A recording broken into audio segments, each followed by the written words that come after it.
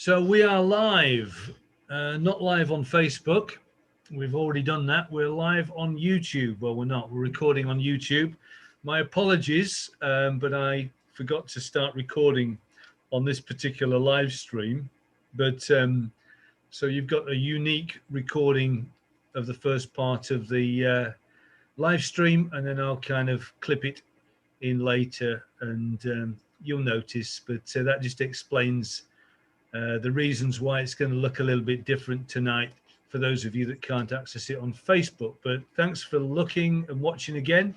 Thanks for subscribing to our channel and getting back to us on social media with your comments. We appreciate that. Please continue to do that. And yeah, this is our last one, isn't it, guys? Yeah, sad. Yeah, it's a shame. I mean, I think it's been a great part of the weekend. It's been as good as the birding, and I've really enjoyed doing it every night. I wasn't sure from the start, but yeah, thoroughly enjoyed it. How about you, Steve? Yeah, likewise, Matt. And yeah, it's been slightly apprehensive, but yeah, it's been absolutely brilliant. And I've looked after a long day's birding and look forward to doing these chats in the evening. It's been great. Yeah, it's been amazing, really, because 2-3 weeks ago, we weren't sure whether the Big County Birdwatch was going to go ahead at all. And we were talking about it with the executive committee and decided to go ahead, subject to the COVID rules, which we have. A lot of people have obviously stuck to birding locally and, just kind of watch their own patch, their own garden maybe, or areas around. Others have been out further afield, which is okay. We're fortunate in our area of Essex and East Anglia that we don't have towns and cities in lockdown. So we've done well to kind of keep tight to the rules that are there, and we've not been able to have the guided walks and groups and things like that because of the limits there and 6 people max. But we've done it. We've made it. And we've not only that, we've done social media and, well, we didn't quite do YouTube. We're sorry for those of you that are on YouTube and not on Facebook. And we should be able to rectify that in the future. And we noticed as well of those that voted, the majority was to stream on Facebook, and I can on YouTube, and I can understand that, because you don't need a subscription per se like you do on Facebook. So we'll take note of that and do our best to live stream on YouTube in the future. A couple of things that you might hear later on in the show as well, but I want to get them in right now, is that we are going to have a review of the information from the Big County Birdwatch, which will be coming up before the end of the year. So please look out for that. We'll put that on the social media, and that'll go onto YouTube, either as a live stream or recording. And then the other news is, which again you'll hear later in the stream, is please set aside the 20th of November. Put that in your diary, get your diary out. 20th of November, Friday night, and you'll hear later why that's going to be an important night for us. So on to reports, I think, next, Matt. Can you give us reports of what's been seen? Yes, of course. And before I do, though, later in the show, we're going to be thanking a few people. I'd like to also thank my other half, Tina, because she hasn't seen me for 4 days. I've actually had a name badge on earlier on this evening that I've taken off to do this, because she didn't know who I was. But no, seriously, she's been great. She's let me go out birding all day from dawn till dusk. And I've come in and had a cup of coffee and my dinner and then done it all again the next day. So I just really wanted to say thank you to her. Yeah, and can I thank my wife Annette as well for doing the same? They have a lot to put up with, don't they? Birding widows, I think they're called, aren't they? Us gallivanting around the countryside, just coming home, eating, sleeping, and bird repeat. Birding. What's that? Yeah. Eat, sleep, bird. I've heard that somewhere before. Yeah. But under no obligation, of course, I'd like to thank Elaine. who won't come down and show her face on YouTube or Facebook, despite my kind of requesting, maybe one day. But no, she's obviously there's quite a bit of work that goes into this. Alongside, you know, I'm blessed that she's a birder herself and enjoys coming out, as long as I'm not too competitive about it. Yeah, you know, she's definitely kind of given up time with me over this weekend, and so we want to say thank you. We appreciate you, and I'm sure the society appreciate you as well in supporting us and helping us to do what we've been able to do. Right, Matt, over to you. Right, okay. So yeah, today we've had quite a lot of sightings. I think it's probably because the weather's been a little bit kinder today than it has been over the last 2 or 3 days. So starting off in the Nays, we've got Darrell Rhymes confirmed the dusky warbler is still present, although it has moved. It's no longer in the John Weston. It's now located at the end of the cricket pitch. If anybody knows the site, you'll know the area I'm talking about. I think it was the northeast end. There was also 2 yellow-browed warbler, a couple of firecrest. There was a total of 8 bramblings seen today, crossbill overhead, and wheatear on the site. Also at the Nays, Jim Hume had purple sandpiper, spotted flycatcher, and a grasshopper warbler, which is a really good bird for this time of year. You'll see some cracking pictures of some of those birds coming up later on. Mike O'Hanlon at Hanningfield, he had red-crested pochard, ruff, dunlin, and a common tern. Tony Kenley in Worley Hill had a couple of ravens overhead. So that's again another bird that's becoming more frequent in Essex, and hopefully we'll see raven throughout the whole county on a regular basis in years to come. Andrew Cox at Vange Marsh had 20 redpoll, 7 spotted redshank, and a kingfisher. In St Osyth, Clive Atkins had a yellow-browed warbler, 4 brambling, and 60 redpoll species overhead. So again, that's a good number of redpoll passing through. Over to Frinton and Paul Brayshaw. He started at 7 o'clock this morning and finished at 5 o'clock this evening. So I know how he feels. But he had 30 crossbill, 143 redpoll, a redstart, 14 wheatear, 2 wingchat. There was a short-eared owl that came in off the sea, 6 brambling, a tree pipit, and there was also 2 osprey, which went south. So both were seen, I think, at Frinton and Holland Haven. So it's really good to see those obviously passing through on migration.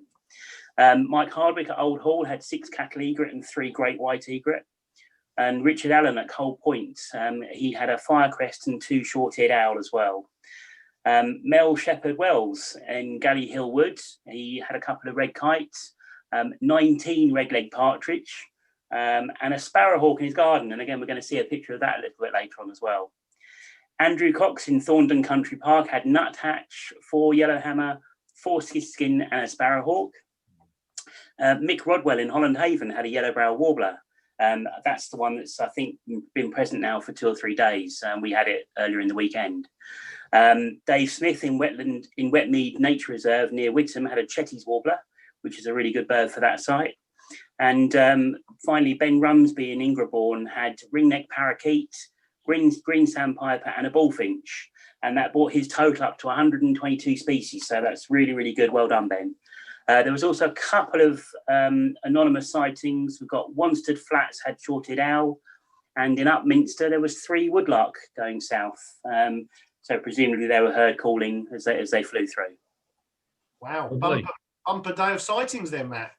Yeah, definitely. I think, as I said, the weather clearing a bit, and the birds, as we were saying yesterday, they've obviously decided now's the time to continue their movement. So yeah, really good. Right, who's going to tell us about their day? Why don't you start, Steve? My day. Well, the alarm went off at 5 a.m. this morning, and I headed down to Abberton in the dark because on Saturday, one of our members, Mick Woodruff, had seen a barn owl. So that was my target. And about 6:45 this morning, just as the, light was coming up, there was the ghostly shape of a barn owl right in front of the Essex Wildlife Trust Visitor Centre. So that was good. And then I met up with Matt over at Abberton Church, and we found yellowhammer and corn bunting and there was a few other bits that I'm sure Matt will tell you about.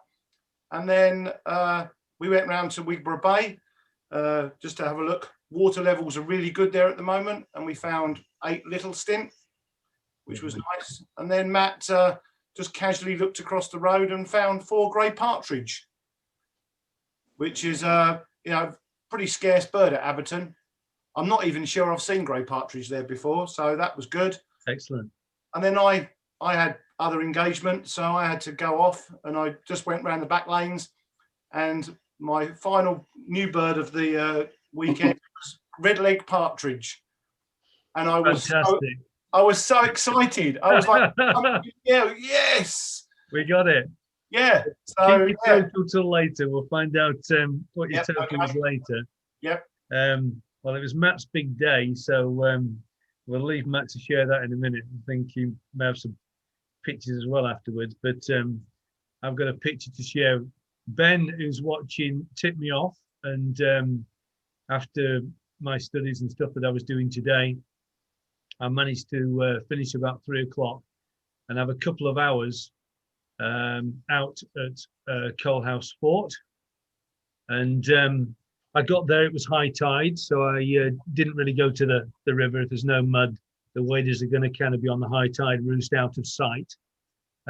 So it's best to kind of look at the land. And I was greeted by hundreds of swallows hawking over the top of the sycamores, as Steve said last night, to look out for the areas of sycamore. And on the front of the fort, out of the wind, fantastic area with hundreds of swallows, only a handful of house martin with them. But I estimated 300 plus just in the 30, 40, maybe 45 minutes I was watching. And as I was watching those, I could hear long-tailed tits everywhere. Blue tits, great tits, and they were flitting from the trees. And there was, I estimate about 100, a flock of about 100 blue tits, great tits, and lots of long-tailed tits. In amongst them, I could see warblers flitting about.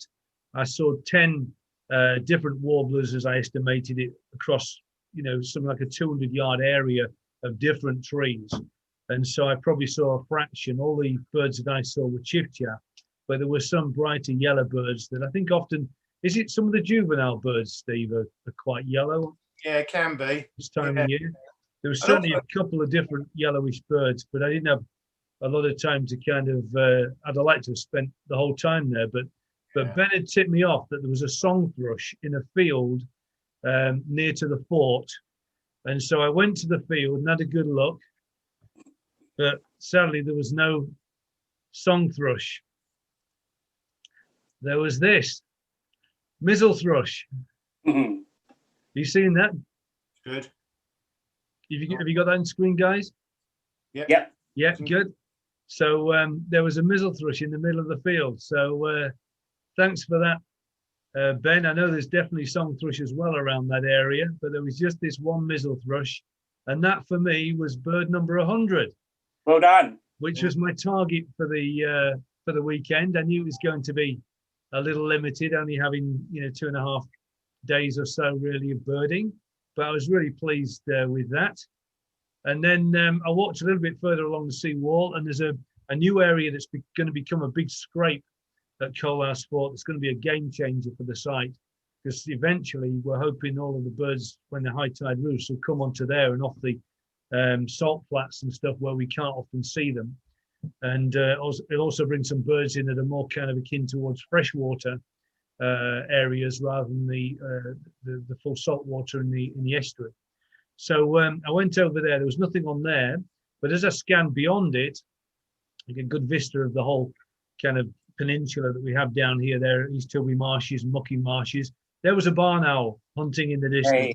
Hey, so 101 was my total. I was really chuffed with that. And barn owl was struggling in wind, and then I walked back, and really kind of warm glow inside. It's been a great weekend. Really enjoyed it. So how about you, Matt? Yeah, I met up with Steve. Well, to be fair, on the way through, I actually stopped off to try and get little owl and failed miserably. But as I parked the car, there was 5 red-leg partridge in front of me, which was quite a nice way to start the day. Then met Steve up at St Andrew's Church, Abberton. and obviously we had the corn bunting and the yellowhammer there. There was also a couple of goosander, which is quite nice because that was a new one from my list as well.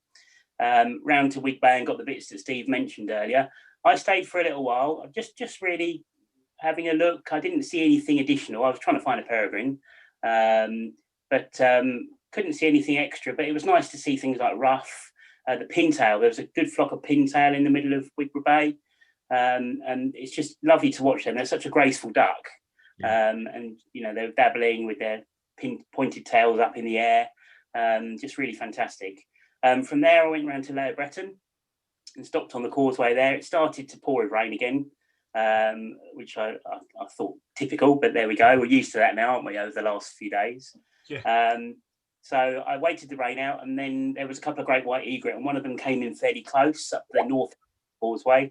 So I took a few pictures of the great white egrets, and there's a kingfisher as well. And I managed to get my first picture of a kingfisher in flight. It's not very good, but it's my first picture of a kingfisher flying, which I was pleased with. From there, I went through to the Hive, which is a site quite central to Colchester. And basically, it's just a walk along the North River path.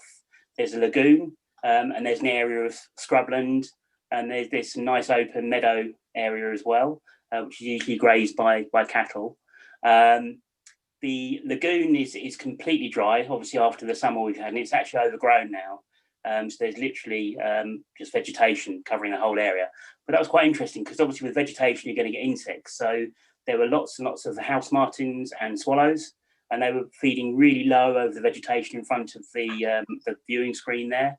There was 3 or 4 stone chat in the bushes around the edges, which was nice. And I got my first reed bunting, which I was really pleased with. Heard it calling, and then picked it up in flight, which was good. And then I looked across the meadow with the cattle. And as I was looking through the binoculars, there was a really quick flash of white, and that just disappeared behind an anthill. And lo and behold, a wheatear popped out a few seconds later. So again, I watched that for a while, and it came fairly close. So I got a couple of pictures of that too. And again, a new bird for my list. And then as I was walking back along the riverbank, the tide had started to come down. So there was plenty of redshank, curlew, blacktail godwits. Just a really nice, relaxing way to finish the weekend. And my final total was 126, which I was quite pleased with. It beat the total last year. Yeah. And I think more than anything, there's been really good diversity of birds this week. Probably because of the timing being October rather than September. And obviously, as we've already said, the weather. I think there's been a lot of different migratory species and species you wouldn't normally expect to see that have come through. So yeah, it's been really good, and I've thoroughly enjoyed it, guys. Really have. Yeah. It's amazing. Yeah. So should we ask Steve what his total is? Hang on a minute. Hang on, I'll do it. Drum roll. So I finished on 135. Hey, well done. Which was good. And I failed to see peregrine, which was pretty unusual. Well, that's been seen. Yeah, absolutely. Obviously, I've been walking around with my eyes closed. I had an eye test this afternoon, so that's why I didn't see one, maybe. So is there anything else that's obvious that you haven't? I'm trying to think. I think we've blown through the total of species that we saw last year by quite a bit. I can't kind of,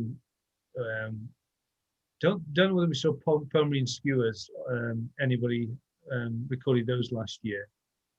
I know Fulmother did, but I'm trying to think dusky warbler, that wasn't on the list last year. No. I don't know if yellowbrow was. But is there anything else that you didn't see that you know that others have seen, Steve? Oh yeah, I mean, there's obviously tree creep. I've not redone any woodland. The woodland birds, yeah. Bullfinch. No bullfinch, no tree creeper, no nuthatch. Wow. Oh, what else? Yeah, I mean, that sort of woodland stuff. I didn't have time to venture into a woodland. Yeah. Which is a shame. Yeah. I don't have to hand the numbers of different species that we saw last year, and also the number of people that were reporting and records and sites visiting, things like that. But it might be a good time in the live stream tonight to actually say we are going to come back, all being well, before the end of October, and have a review of the whole big county birdwatch, and we can do a bit of a comparison with last year. But we must be kind of 140 plus, maybe pushing 150 species for a weekend in Essex. Yeah. I think that's pretty impressive. You Yeah. know, Yeah, that's a good number of birds. I bumped into a chap. He was watching me bird watching at Coalhouse today, and he said he did the usual. You got a tripod, and what are you taking photos of? So I'm actually looking with a telescope. I don't have a camera. I said, what are you looking at? Birds. I said, yeah, I've seen nearly 100 species of birds around here. Have you really? I didn't realise there were that many birds in Britain. You know, kind of, and that's it. Yeah. People do not realise. No. And particularly for us in Essex, we're just incredibly blessed with the amount of diversity of birds that we do actually get. So, yeah, we're going to kind of come back probably 2 or 3 weeks after we've collated all the data. I'm not sure whether we're going to do it as a live stream or as a recording that we put up on both the platforms, YouTube and Facebook.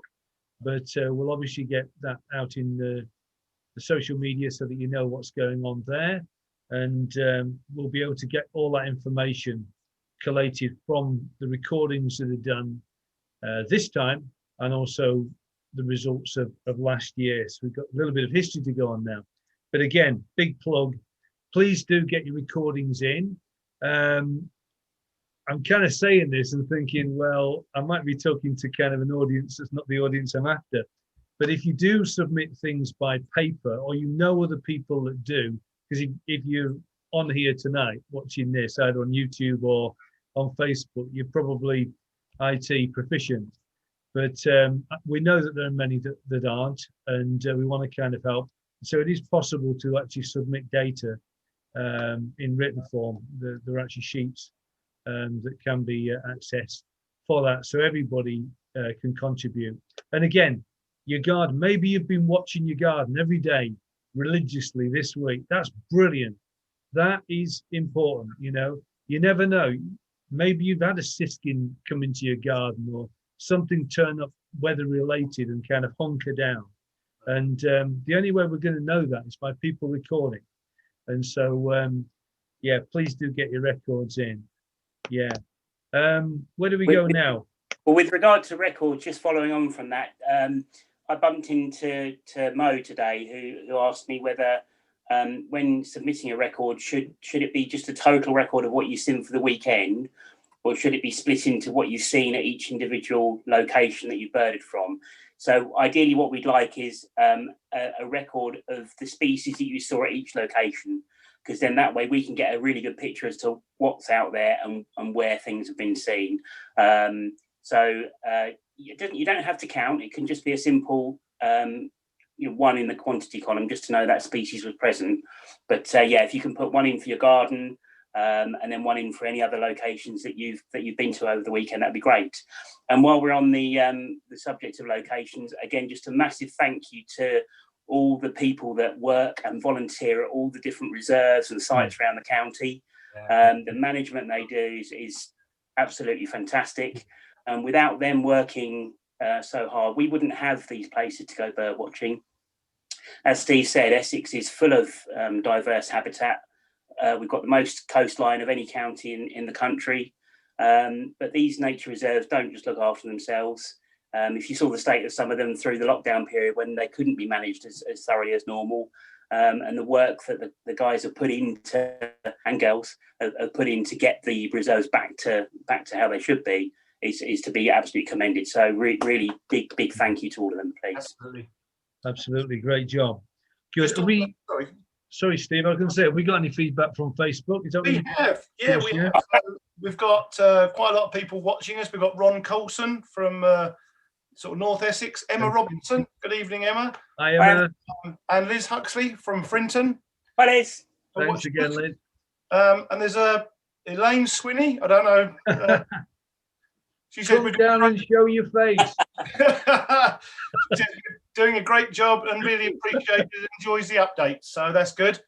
And then we've had a question. So from Ben's mum, Ben Rumsby's mum, Louise. Is Black Swan included? Oh, Yeah. Well, I don't know, Steve. You saw one, Steve. So does your total include Black Swan? Do you know what? I don't know. I think last year I included No, I it. don't think it is. I think I included it, and not only that, there was another species even rarer that was included. Does anybody remember what it was? Oh, no. Oh, I can't. Was it a something like a rhea or something like that? Was it? I can't remember. Close, guinea fowl. Guinea fowl. That's it. Guinea fowl. Yeah. And actually, when I saw the record, I thought, where has that been seen? Then Jerry informed me there's some place where obviously, and I drove down to RSPB Bowers Marsh a little while ago. I'm trying to think when it was. Elaine would know. And I'm thinking it was kind of spring before. It might have been just after lockdown or something like that. And as you turn down into the road that drops down to Bowers Marsh near Basildon Pitsea, Bowers Gifford, isn't it? Yeah. There were two guinea fowl that ran across the road. So there's somebody, and they were free range, so to speak.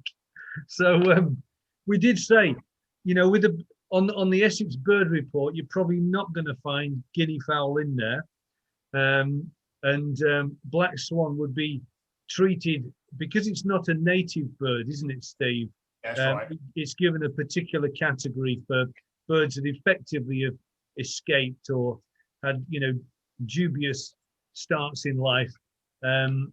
Grey-lag geese, actually, though, are a non-native bird. Effectively, there is a migratory flock, isn't there, that come into the northwest of Scotland. But all the grey-lag geese that abound, you know, the area and are recorded, actually started out non-native, and we don't have to look any further, particularly in the south. And they're coming the north. Ring-necked parakeets, you know, a classic least bird.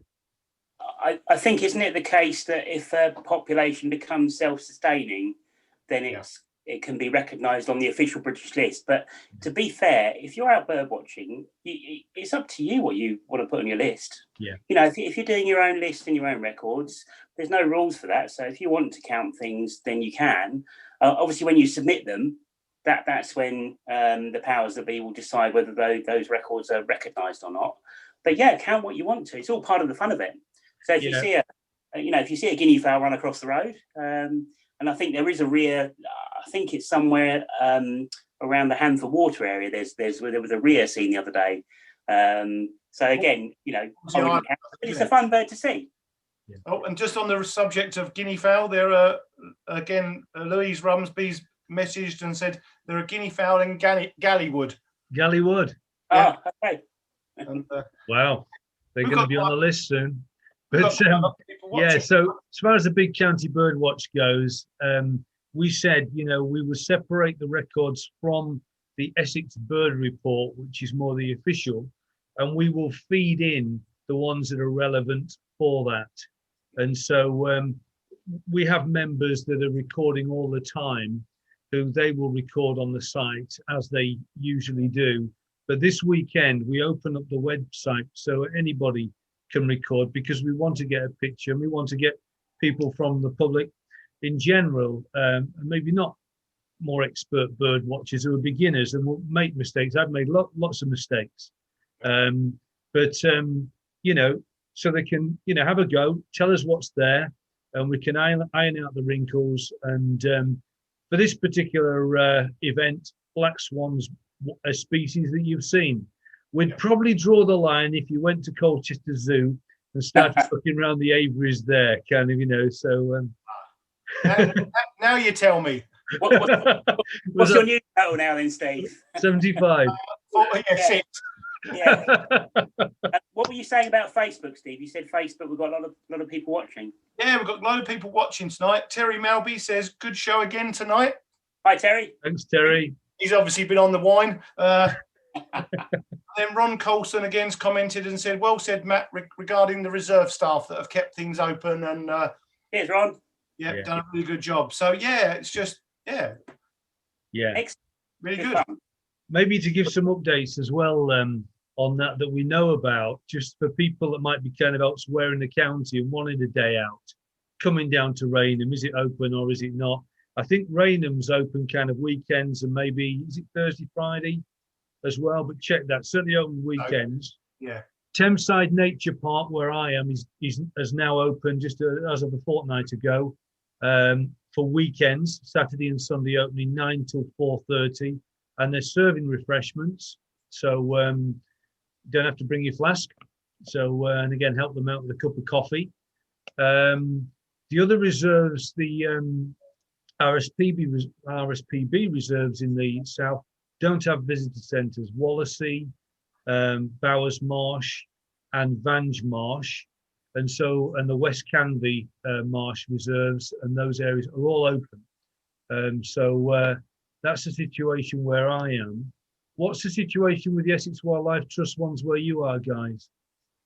Do you know what? I'm just checking. I know certainly Abberton's open. I think it's Friday, Saturday, Sunday, Monday. Yeah. And it's available. The hides are open and open for refreshments.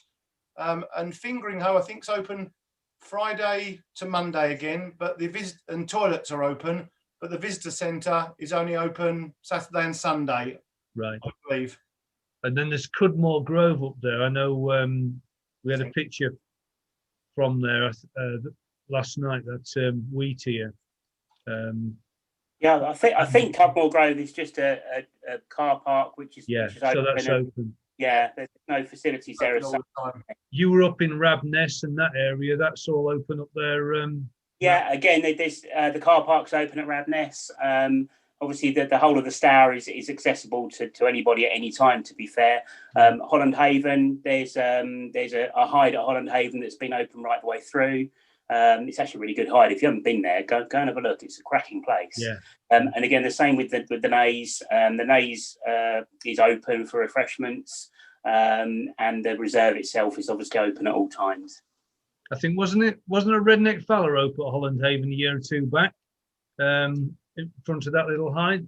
You go steps to it. I think so. Yeah, I can't remember. I'm not sure. I can't remember that. I don't remember. I don't remember. So. It might have been before my time, possibly. But, yeah, I think I went up, and I think that's where I've seen my only redneck fallow. That's a bogey bird, but we'll talk about that maybe another time. But just a quick update on there. Terry Melby's just commented that Rainham's open Thursday to Sunday only. Yeah. Okay. And then just quickly checking the EWT website. Fingering Hoe's open Fridays and Saturdays and Sundays. Hanningfield is every day except Tuesday. What else was it? And Abberton is every day except Tuesdays and Wednesdays. Good stuff. Okay. But check those relevant Essex Wildlife Trust and RSPB websites for up-to-date details. Yeah. Just in case. Can we have some pictures? Yeah, Sorry, just one before we go there, Matt. If Yeah, anybody knows what's happening up in Hatfield Forest in the northwest of the county, and you're watching from that area, thinking Kate or anybody that's up that way could message in, that would be good to know. I know Mike Rimmel, I think, is away in Shetland, but he would be a person to contact as well for that area to know what's going on. Hatfield Forest, because I think that's a National Trust area. But yeah, go ahead, Matt. Okay, so we've got a few pictures here. These are all from today. So this is taken by Jim Hume over at the Naze, and it's a grasshopper warbler. What a cracking picture of a gropper. Cracker. Yeah, grasshopper warbler. Brilliant picture. Really good picture, that one. Yeah. And from Jim as well, you've got the Firecrest again over at the Naze. Really lovely picture. Fantastic. You then got, this was just one of my pictures of the couple of the grey partridge we saw at Abberton. Excellent.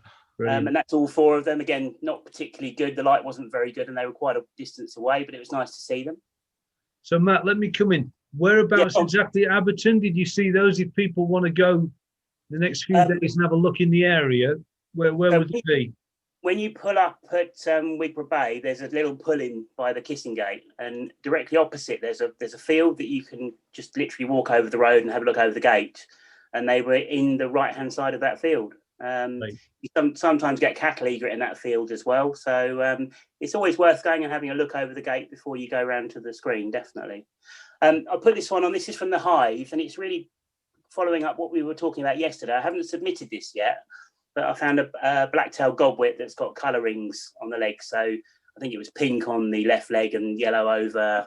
I think it was red. I think it was maybe orange. I need to look at it. Yeah, yellow over orange. But I'm gonna put them. I'll put that sighting through and find out the history of that bird. Which So just on that, Matt.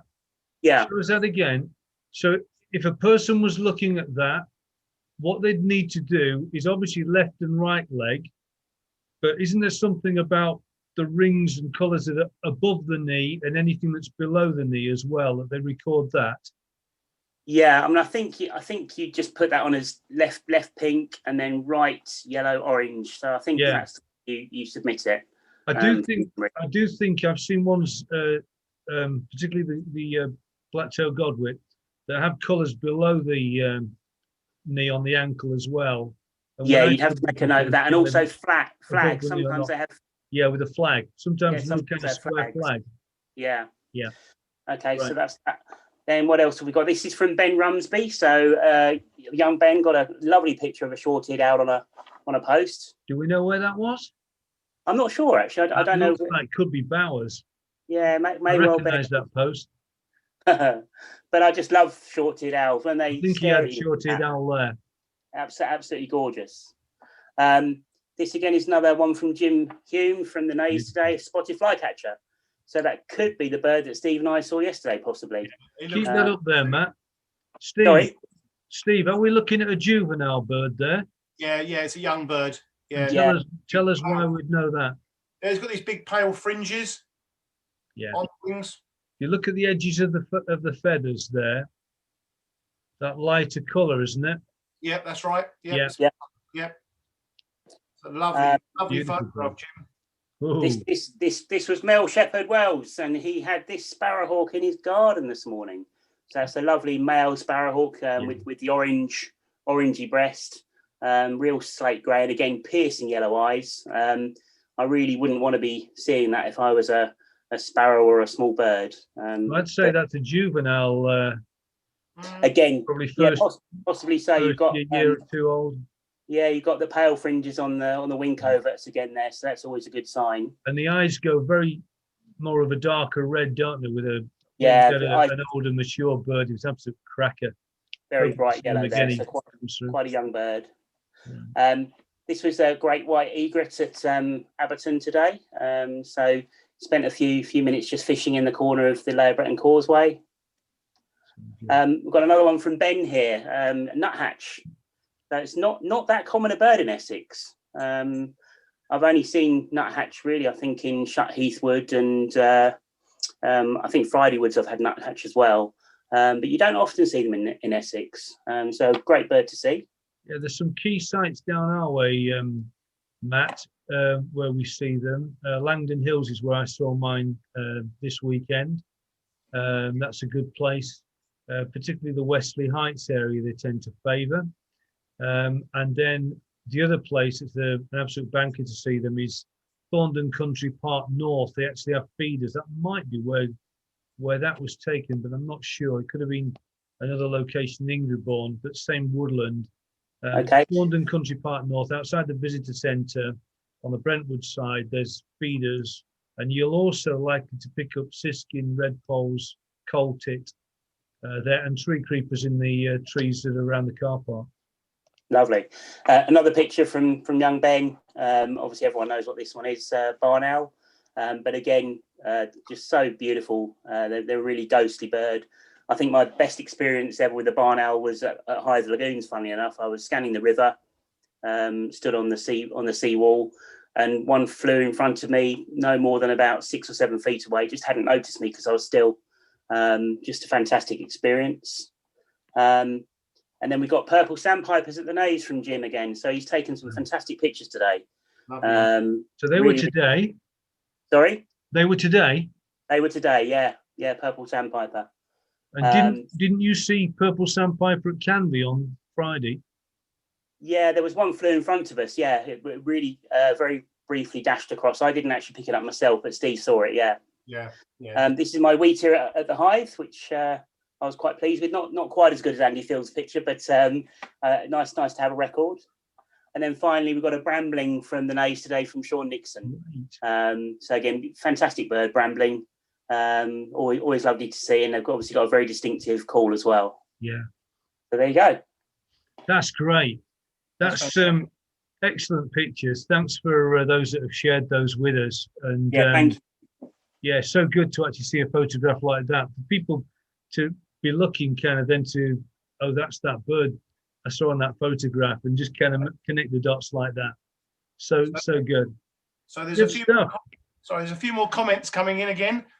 So apparently the short-eared owl from Ben was at Bowers Marsh, as you suggested. I've seen that post. And apparently Ben also had 6 at Colne Point a few weeks ago, which ties in nicely because Ray Heathfield's just messaged and said, "Where can I see short-eared owls?" So anywhere like Bowers, Ray, or Wallasey Island, probably a good place. And Colne Point had 2 again today. Oh, okay. So maybe they're hanging around at Colne Point, so that may be a place to go. Ben's nuthatch was at Hanningfield. Oh, right, yeah. And nice. Ron Coulson said that Worley Place is a great place for nuthatch as well. Yeah. And just when we thought the totals were almost over, Ben was just putting his nocturnal migration gear out tonight, and he possibly had a tree pipit over. But we'll find out tomorrow whether it was or not. And then just to finish off so far, Liz Huxley said, "What a cracking selection of photos." So completely agree with that. Yeah. Liz would know. Liz would know. She's a great photographer herself. Yep, absolutely. And it's testament to that in my study upstairs. Thanks, Liz. Yeah, good. So we better look at the weather, haven't we? Well, no. Who cares? Who cares? It'll rain tomorrow. It'll probably be glorious sunshine, I expect, tomorrow. Now we finish. Yeah. But now let's kind of maybe talk a little bit about what have been our highlight birds, and obviously we've had red flank bluetail. No, that was my prediction. I think on a previous video we said that Essex has never had one, and I thought this was the weekend, but it'll probably happen tomorrow. Still time. Yeah. There's one in Northumberland, I think, reported today. Yeah, there's a few. So that's a shame. Red-breasted flycatcher in Norfolk as well. There's 2 just across the water at Langard, which is only 2 miles away. There's been a couple at Holland Haven, I think, in the last 3 or 4 years. That's right. In the car park there, very briefly, but yeah, they've been there. But isn't now the time of year when you do start to get the slightly rarer birds, turn up? Certainly, there's some stunning birds nationally at the moment. Sykes warbler and. Yeah, and when we saw Jim Hume's picture of that grasshopper warbler this morning, it's quite late for grasshopper warbler. I was thinking that. Yeah. So you're normally looking towards one of the rarer species like Pallas's grasshopper warbler or lanceolated warbler, which is a bit more expected. Obviously not in Essex because they're very, very never been recorded, I don't think, in Essex. But it must have got Jim's heart racing this morning. Oh God, yeah. No, really, really great picture that is as well. Yeah. Cracking picture. To answer your question, Steve, I think highlight birds for me over the weekend. On Friday at Canvey, obviously I had 3 lifers, but my favourite one was the grey phalarope, because Terry managed to pick it up again right in front of us. So we got some nice views of that. On Saturday, I was so pleased to see a flock of 12 fieldfare fly over Ardley Reservoir, calling as they went. So that was really nice because again, it's fairly early for fieldfare, certainly for me anyway. So very pleased to see them. I think yesterday at the Nays, obviously the bread pudding was a highlight, of course, as we've already said. But I think bird-wise, it was that literally 90 seconds where we picked up a firecrest and then a yellow-browed warbler almost on the same branch. It's as if the firecrest hopped off, and the yellow-browed hopped on. It was absolutely incredible, really, really cool. And then today, obviously the 4 grey partridge, I think, and a wheat ear to finish. So yeah, really fantastic weekend and lots of highlights. Yeah. Yeah. What about you, Steve? For me, I mean, we just saw so many gannets on Friday down at Canvey. They were just streaming, and Matt got a really good video of just a cloud of gannets just gathering over the Thames. So that was really good. Nice seeing quite a lot of waders at Abberton on Saturday. 6, 7, 8 little stints, which is pretty good for there. And certainly yesterday, like Matt said, the yellow-browed and the firecrest was a standout highlight. And then today, as well as seeing barn owl and stuff, I really enjoyed just watching. There were really good numbers of house martins at Abberton today. Right, good. Maybe 50, 60 easily, Yeah. which was nice. But actually, my whole highlight of the weekend, I stood on the Layer Breton Causeway in the sort of gloom this morning, just as it was getting light, and there was like 1,000 jackdaws that came out of the roost. There were great white egrets coming out of the roost above my head, starlings. It was just magical. Absolutely fantastic. Yeah. Sometimes it's not a particular bird, is it? It's just the atmosphere and the event. Yeah. I had similar yesterday. There was kind of a bait balling group of starling that were just kind of murmurating around, and then just kind of in recent times, not over the bad weather, but just watching the peregrine on the river here. We've got, as I say, an adult and a juvenile, and they're really going at the other set. They're obviously black and white and stand out there, and he's really getting his eye in, on them, and they're just kind of murmurating and ducking and diving. I've not seen him catch one yet, but just those spectacles. Yeah. I've got a question, guys. I don't know if either of you or anyone watching has ever seen a pied wagtail have a go at house martins. So at the hive today, over the lagoon where it's all dry, obviously the house martins were feeding really low with the swallows, and there was one pied wagtail that chased after 3 different house martins, and they were battling in the air. And in fact, one of the house martins actually looked like it went to ground. So it was really, really not happy that they were feeding over there. Have you ever seen that before? Or No. Not house martins, but on Saturday, there must have been about 50 pied wagtails all on one particular spit of land at Vange Marsh, and there was a few dunlin working their way up it, about 10 dunlin, and the pied wagtail were definitely kind of showing aggression towards a dunlin. And what was also shocking, because again, we see thousands of dunlin down here on the river on the mudflats, and then you've got a scale up for a red shank and a grey plover, and then scale up again for blacktail and bartail, got it, and scale up again for a curlew. But you see a pied wagtail and a dunlin next to each other, and you realise how small dunlin actually are. They're barely larger, than a pied wagtail. And but they were definitely kind of some altercation going on there. They're pretty feisty, I think, the old pied wagtail. I wondered whether it was something to do with the black and white. Maybe. Yeah, it could be. It's just a guess, really. Yeah, But it's interesting, isn't it? It's interesting. And I think that's what I find really fascinating about bird watching. It's not all about trying to see rare or unusual species. Sometimes it can just be watching in your garden or somewhere local and just watching something that's common, but just watching behaviour. So I watched young starlings during lockdown this year, all lined up on a branch in a tree in my garden, and they were just sitting there waiting to be fed from the bird table, and the parents were going backwards and forwards and picking up little bits of suet off the bird table and feeding the baby birds. And just watching that is fascinating. It really is good. Yeah, it's just some of those unusual kind of moments, isn't it? Kind of reminded me of one today that I was at Coalhouse. There was a large hawthorn kind of tree, really, and the whole of one side was covered in wood pigeon. And there was one wood pigeon hanging upside down off it, as you'd expect a blue tit or a kind of a goldcrest to, with the wings out, because it was the only way it could balance, so kind of spurring the branches with its wings to try and get to the berries. The big white bars showing kind of things. It was an amazing spectacle.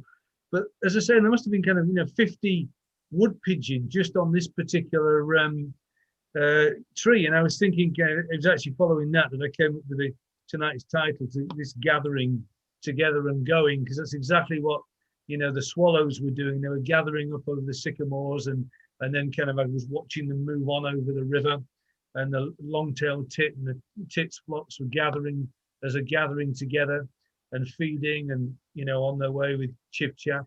And then these wood pigeons as well. And it reminded me, probably one of the most eventful spectacles people can watch out for, particularly in Essex, that's coming up in the next few weeks, is the wood pigeon migration. And I didn't even know about this until I got into birding. And I suddenly started to see one kind of, it was an early November morning, round about bonfire night, just lines and lines of wood pigeon in the air in the early morning. And I think in 1 hour, between like 8 o'clock in the morning and 9, when I was out at mucking, I counted something like 8,000 wood pigeons flying through. And it's one of those weather dependent factors in terms of where they're actually going to kind of reach land and the course, but they were almost following the C2C railway track. Whether they were, and I've got a theory that ringneck parakeets are spreading kind of via the C2C network. And I know waxwings definitely follow the railway tracks because of the berries and stuff that's on the embankments. Yeah. Tend to, that's why Pitsea, where there's a junction, is generally one of the best places around here if the waxwing turn up at Christmas.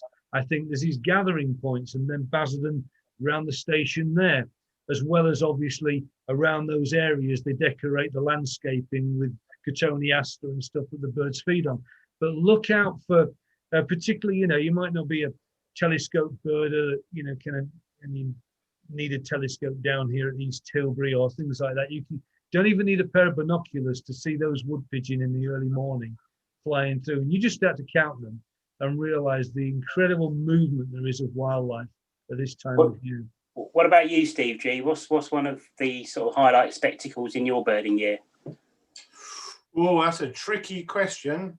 Obviously, like displaying med gulls in the spring. Very nice.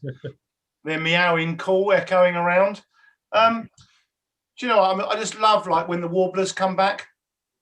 You lose them in like August, September, October, and then first chiff-chaff. Yeah, the first chiff-chaff, the first black cap, just brightens up the spring, doesn't it? It really does after a long winter. Yeah. So that's probably my highlight, really. What about yours? I don't know, really. I think I like the winter. I like the Brent geese coming in. You haven't seen a Brent goose for months, and then they just start trickling through, and then they come through in greater skeins, and just the sort of the noise they make as they come across. You're stood somewhere bleak and cold and raining and windy, and you're probably on your own, and all of a sudden this flock of Brent geese just flies over your head, making that amazing noise. Yeah. And regardless of the weather and how cold you are, you feel warm inside. I know it sounds naff, but it's true. It does make you feel better, and it makes you smile, and those kind of experiences. I think one of the standout things that I've seen over the last 5 years I've been birding was at Abberton, actually about 3 years ago, and I was there late at Wigborough Bay, trying to work out what all the different ducks and waders are in the gloom, and I heard this noise of Canada geese honking, and I turned round, and there must have been, I don't know, 700-800 Canada geese, just all coming across from the direction of the causeways, and they just flew over me, and it was like a big black cloud of Canada geese, all honking, and they all came and landed on Wigborough Bay, and it's just a fantastic spectacle to see. Really, really good. Yeah, loved it. Yeah, it's so good. Talking of Brent geese, a great place to see them this time of year, and they'll be increasing literally daily with weather as it is now, is Leon Sea. And it's right next to the railway station, isn't it? The area where they're actually seen. So anybody in London or on the C2C railway line, just get a ticket to Leon Sea, and they are always there at this time of year, and in big numbers. You're talking thousands of geese, and seeing that spectacle. Yeah. But I think a really undervalued and under-advertised bird, Brent geese, particularly on our side of the country. It's very much an Essex bird, isn't it? It's the iconic Essex species, and obviously features in the Essex Birdwatching Society logo. Yeah, and especially as well that we've got the Essex Birdwatching Society. We've got a kind of a scientific initiative going on at the moment with Brent geese and tracking them, putting radio trackers on them, and finding out where they go and how they move between here and northern Holland and through to their breeding grounds on the edge of the Arctic, isn't it? Kind of sort of Siberia area, yeah. So they're coming back now, and maybe in the future we'll be able to kind of get some information, get one of the people from the team that are actually involved in that to talk about that on this kind of platform, which then links to some other breaking news we can give you tonight. And that is, we actually have a date. So save this date, the 20th of November, when we are hoping to have our first virtual talk. And that is going to be on nocturnal migration. Sounds like young Ben might be interested in that, I think. Yeah. I think Ben probably knows the guy who is hopefully going to be doing it, but doing the talk. But David Darrell Lambert is lined up to give us a talk on nocturnal bird migration, and that's planned to be online on the 20th of November. So set that date aside, and we'll give you all the details of how you can connect to that nearer the time. And I think the other good news is, I think the plan is that it's likely to be free. We've got to just work out the feasibility and practicality of that. So I think we may have a limit of 100 places on the actual talk, but we'll see whether we can live stream it or whatever if there's more people interested. But please give us feedback on that for interest. Give us feedback on the live stream in terms of if you've enjoyed it, things that you'd like to see on this, because we are considering whether to do it on a more regular basis, aren't we, guys? We're going to talk to the executive committee and make some plans for the year ahead. But if you, particularly members, non-members alike, want to see more of this, then please let us know, and we'll convey that to the committee, and they will, I'm sure, act accordingly. I just hope that people have enjoyed it as much as we have. I mean, we started this idea was only sort of germinated a week ago or something like that, wasn't it? And it's been great entertainment. I've loved it. Yeah. I must admit, I was a little bit unsure about it to start with. I wasn't that confident to do it because, you guys are more experienced at birding than me and so on and so forth. But I've really enjoyed the evenings. I've enjoyed the evenings as much as going out during the day and bird watching. So, yeah, it's been really good. And we hope, obviously, that everyone watching has hopefully enjoyed it too. Yeah, absolutely. And just on that, as I say, I want to say thank you to Andrew, who's our webmaster, Andrew Ducat, because without him, we wouldn't be able to add the records. And really, it's a huge team effort, this, and was last year, right across the executive committee, the various agencies, EWT, Essex Wildlife Trust, RSPB, helping us make it happen. Matt's already said, without your reserves, we'd be struggling with our birding. And then kind of our committee as well, kind of helping and assisting and just giving us the go-ahead, even down to our treasurer. That don't often get mentioned, do they, treasurers, until kind of it's the AGM, and then they have to give it. But Tony, on the quick last week, was putting his hand in his pocket, not maybe personally, but and getting this Zoom account that we're actually using to do this set up for us. I found out that there was an option of doing this. Should we do it? Yeah, we should. Can you get the payment made, Tony? And thanks, Tony, for that. We appreciate the whole executive that we have behind us. We're maybe three faces here that you see, but there's a whole load of other people that make the society run. Jerry Johnson and Pete Dwyer, some of the trustees as well. So go on the website and find out the details and join up, become a member. £16, 3 months this year free, and next year. Contact Peter Dwyer, whose details are on there, or messages on the either YouTube or Facebook channel if you want the details of where to email, call, or whatever, and we'll put you in touch. And you'll find a real friendly community that are willing, more than willing to help you with your bird watching, and look forward to your contribution as well, because it's everybody's contribution that matters. Yep. So thank you.